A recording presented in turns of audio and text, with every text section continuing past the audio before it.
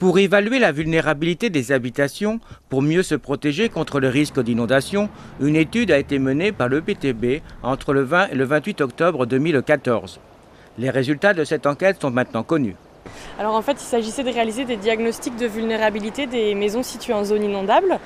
Donc pour cela, on a fait un partenariat avec les étudiants du Master 2 de gestion des catastrophes et des risques naturels de l'Université de Montpellier.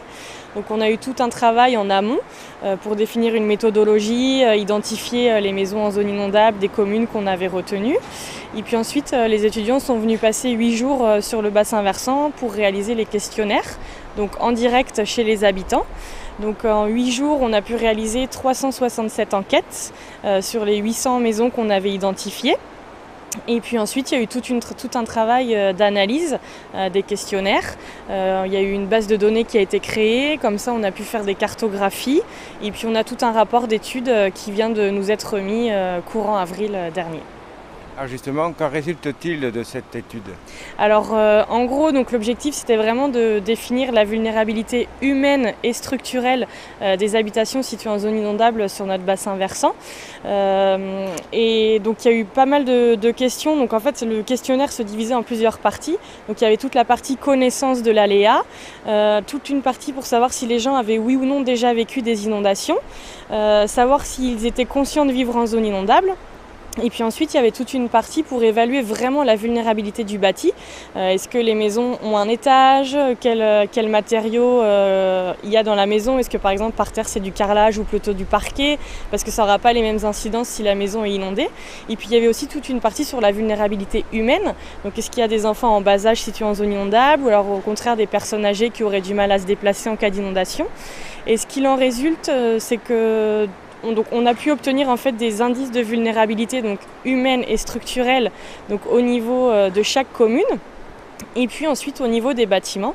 Donc pour le moment au niveau du bassin on peut dire que l'indice de vulnérabilité est assez homogène et puis par contre on arrive à dégager des tendances par commune en fonction des habitations situées en zone inondable. Alors concrètement, à quoi va servir cette étude ? Alors cette étude, nous là on a déjà fait une remise, une présentation aux élus des 26 communes concernées par l'étude. Et puis là on va remettre à chaque commune donc un petit dossier donc propre à leurs habitations.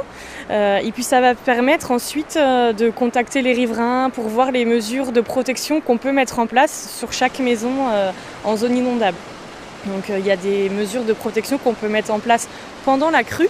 Donc par exemple pour protéger la maison, donc un bâtard d'eau. Donc un bâtard d'eau c'est une sorte de planche qu'on glisse dans les ouvertures pour empêcher l'eau de rentrer par les portes. On a aussi pas mal de mesures de protection à mettre en place avant les crues. Donc comme je vous disais par exemple à la place du parquet on va privilégier du carrelage. Sur les murs on va essayer de mettre des matériaux qui ne sont pas très sensibles à l'eau. Ça permet en cas d'inondation d'une maison un retour à la normale beaucoup plus rapide.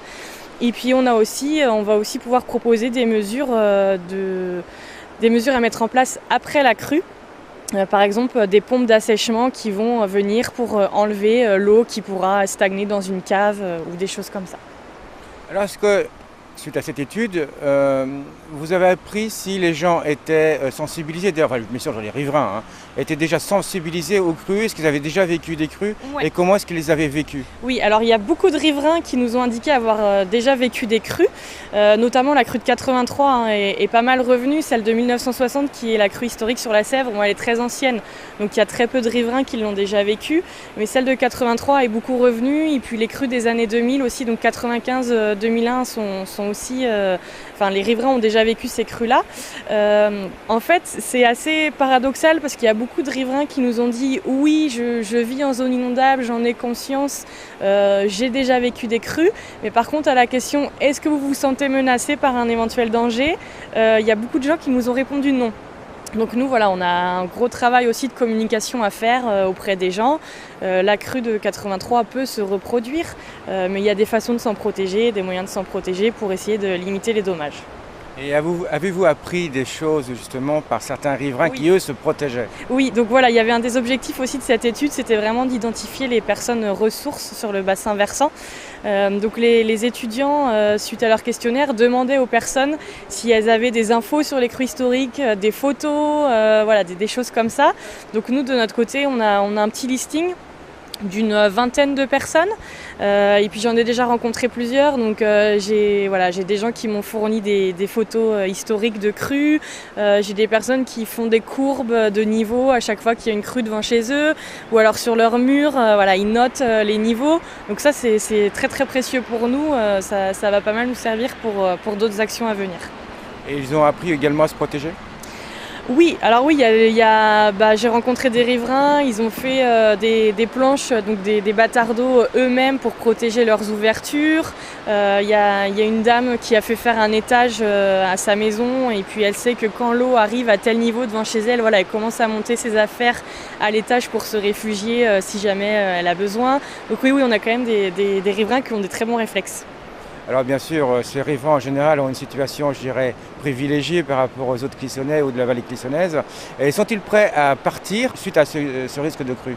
Après, c'est vrai qu'il y a beaucoup de gens qui nous ont dit, nous la rivière on la connaît, on vit avec. Et puis il y en a pour qui c'est un risque à prendre et ça vaut le coup d'avoir un cadre de vie très agréable avec la rivière, quitte à subir une inondation de temps en temps. Et du coup, ces gens-là sont vraiment prêts, sont plutôt bien préparés. Donc je pense que non, ils ne sont pas prêts à quitter leur logement. Suite à cette enquête, des réunions d'information devraient être programmées dans le vignoble afin que tout à chacun puisse bénéficier des bienfaits des cours d'eau tout en se protégeant.